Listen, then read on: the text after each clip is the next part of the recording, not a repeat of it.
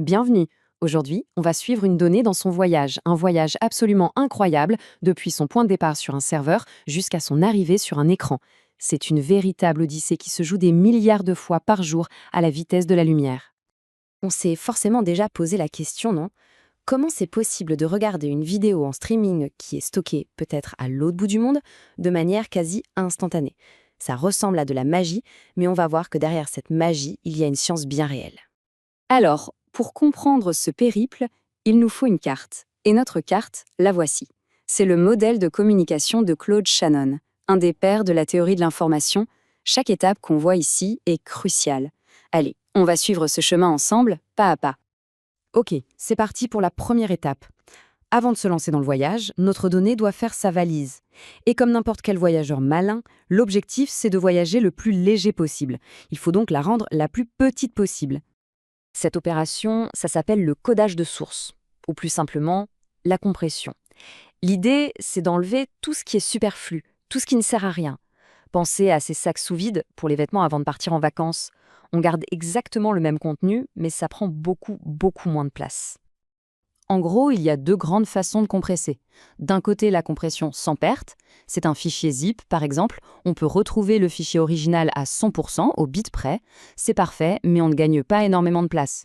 Et de l'autre côté, il y a la compression avec perte. C'est ce qu'on utilise pour la musique, les photos. Là, on accepte de jeter une partie de l'information pour avoir des fichiers minuscules.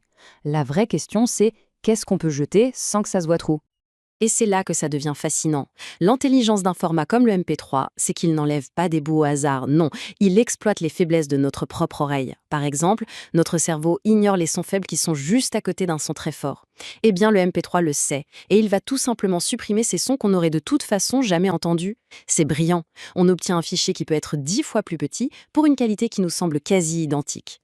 Bon, notre valise est faite, elle est super optimisée, la donnée est prête pour le grand départ.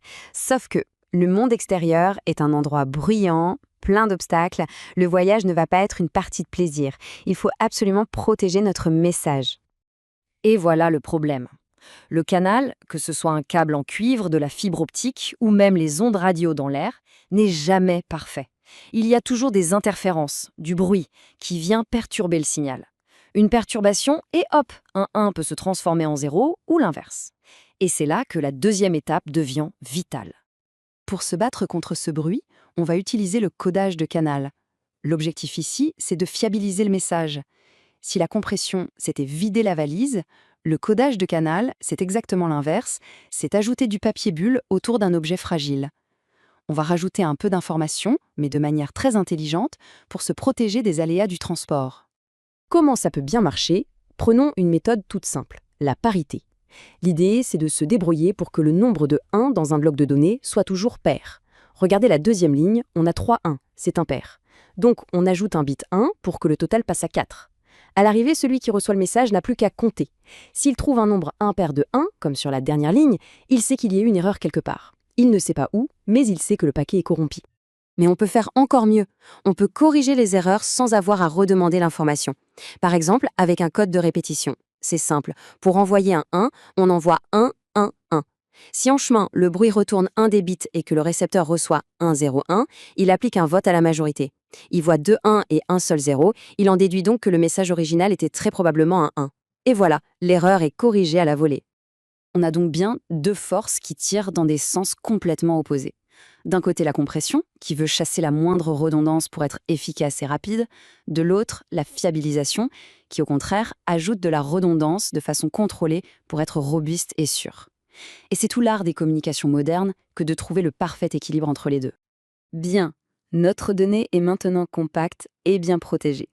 Le truc, c'est que pour l'instant, ça reste une suite abstraite de 0 et de 1 dans un ordinateur. Pour voyager dans le monde physique, il lui faut un véhicule. Il est temps de transformer ces bits en un signal bien réel. Ce processus, c'est la modulation.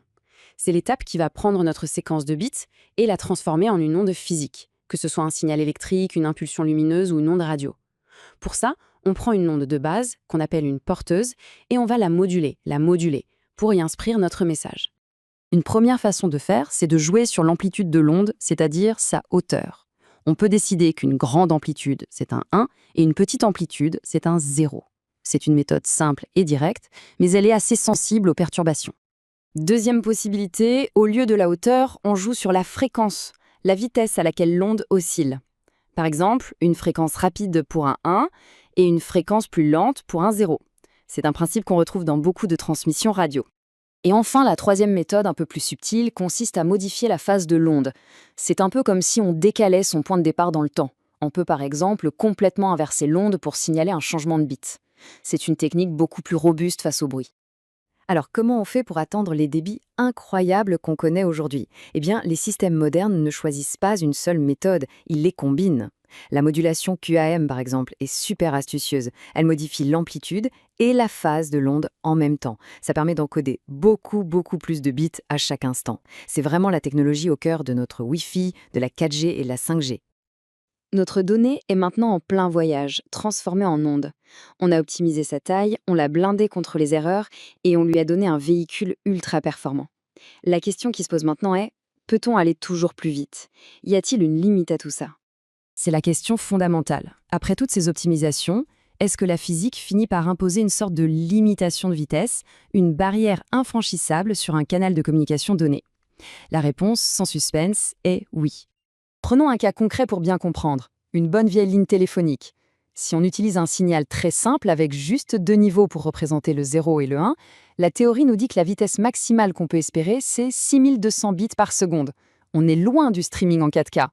Mais attention, regardez bien, sur exactement la même ligne, sans rien changer, si on utilise une modulation plus sophistiquée, comme la 16QAM qui peut représenter 4 bits d'un coup, le débit théorique est multiplié par 4.